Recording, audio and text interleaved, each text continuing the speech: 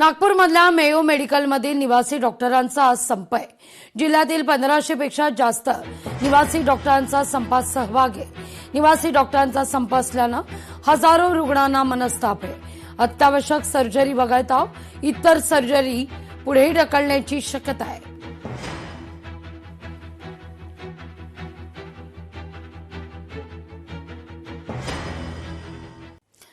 कल्याणमधील अल्पवयीन मुलीवरील अत्याचार प्रकरण, या प्रकरणी नरोदम बाबाला जन्मठेपेची शिक्षा आहे। तब्बल 14 वर्ष हे सगळं प्रकरण कोर्टात सुरू होतं। कल्याण पूर्व इथल्या कोळशेवाडी पोलीस स्टेशन हद्दीत 2012ला ही घटना घडलेली होती। 9 वर्षाच्या अल्पवयीन मुलीवर सख्या बापाकडूनच लैंगिक अत्याचार करण्यात आलेला होता।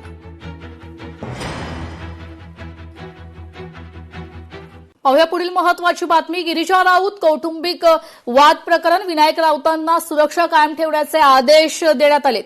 सर्व आरोपींना 5 ऑगस्ट पर्यंत सुरक्षा कायम आहे।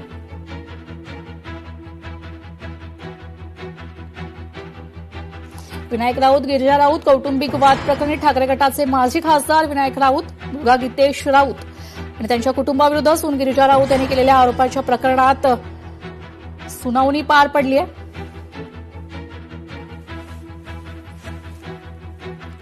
पाहूया पुढील महत्वाची बातमी। केंद्रीय मंत्री नितीन गडकरींची सोशल मीडियावर E20 विरोधात डीपफेक पोस्ट प्रकरण आहे। मानहानीच्या दाव्यासाठी गडकरींची मुंबई उच्च न्यायालयात धाव आहे। आज पुढील प्रकरणाची सुनावणी पार पडणार आहे।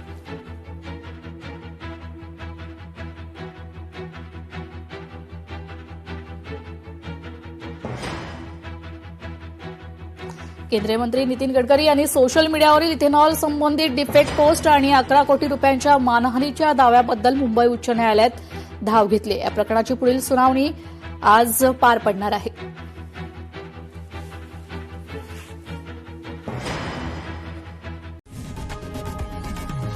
लोकशाही मराठी ऐका, पहा, जागरूक रहा।